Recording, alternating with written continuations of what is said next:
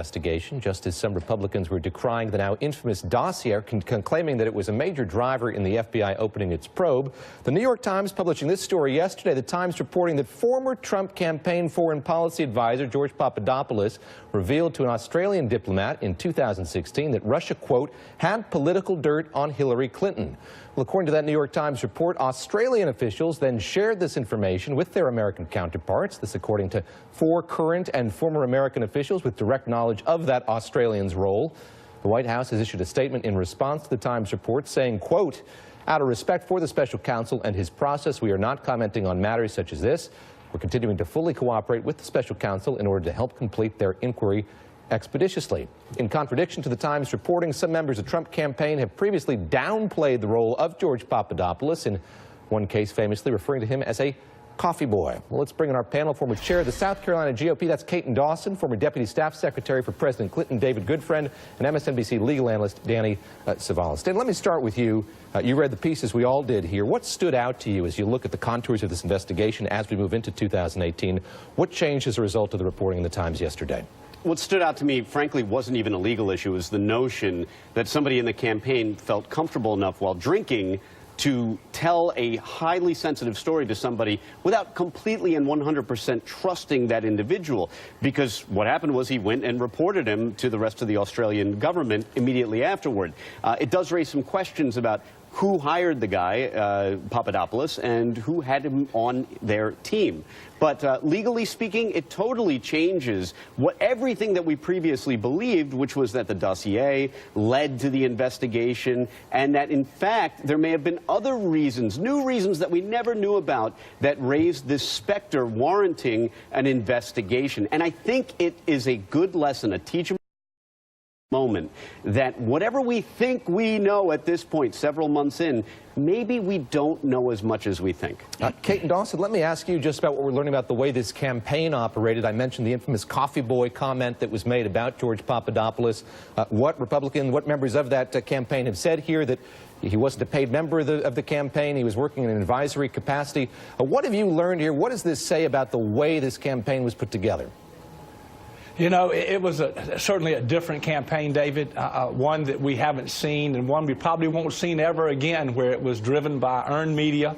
There were some professionals involved. Some of my really good friends were involved. And this individual we're talking about was a volunteer, a non-paid volunteer. He did get to the big table at one time. Good picture there, but not somebody of real substance. And when you see campaigns like that are organic, built behind that huge personality that is Donald Trump, against 15 Republicans, running against the Republican establishment infrastructure, it'll sometimes bleed with mistakes. Again, Manafort came on later on, and certainly he's culpable, and there are a lot of things around there. But what I do see from the article, and what I am hearing, that this doesn't rise to the level of a Watergate, in my opinion, nor is the base ever going to be real concerned about Russia and Donald Trump. I get that there's a phenomenon out there among the press and some of the voters, and there's something there, and it's real, and we'll find out what it is. But at this time, in my opinion, which I do politics for a living, I don't see any damage yet. David Goodfriend, let me turn to you. Yeah. The point being made there by Caitlin Dawson is he was a volunteer. He wasn't getting a paycheck, but he was welcomed onto the campaign here. They needed people to endorse their foreign policy platform. How much does that matter, whether or not the campaign was cutting a check for him? Very little. With all due respect to my friend from South Carolina, this is a major bombshell, and here's why. President Trump and his cheerleading squad and the Republicans in Congress have this pattern. When they're in trouble and feeling the heat, they lash out and attack and try to discredit everybody. In this case, they're trying to discredit Bob Mueller and, in fact, the FBI and probably the entire American law enforcement system, because they're sweating. The top dog here, Flynn, has turned snitch and is state's witness. They're feeling the heat. And what they've been doing systematically is trying to attack a firm, a small Oppo research firm called Fusion GPS, as though they are the culprits here, as though they and this dossier are somehow corrupt. And what this story in the New York Times did completely and thoroughly and undeniably is blow up that theory in its entirety. In other words, you can't just say anymore that this is some sort of weird dossier put together by some private group. No, no.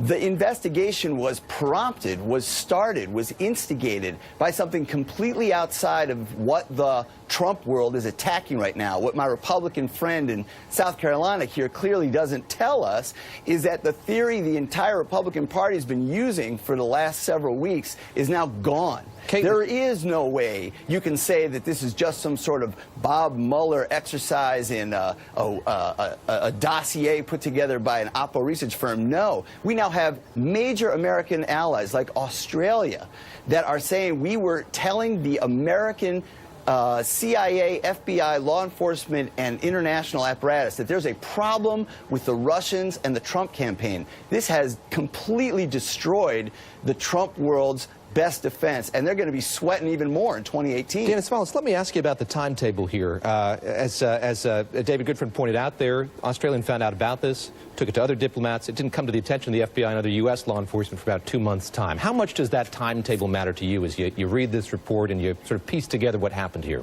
The drinking and talking moment is important insofar as it happened in relation to any alleged hacking, any alleged criminal activities.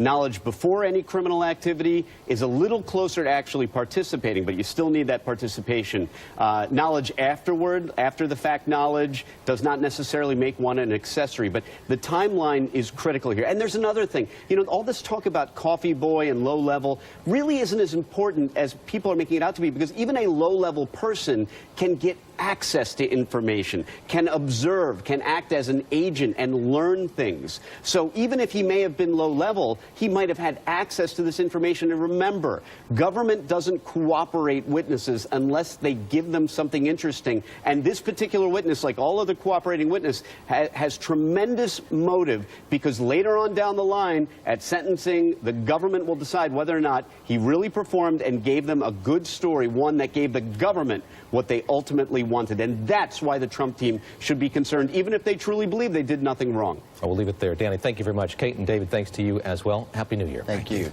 Well, celebrating 2018 after deadly attacks in Las Vegas and New York on Halloween, New York's former police commissioner Bill Bratton will tell us what it takes to keep everybody safe.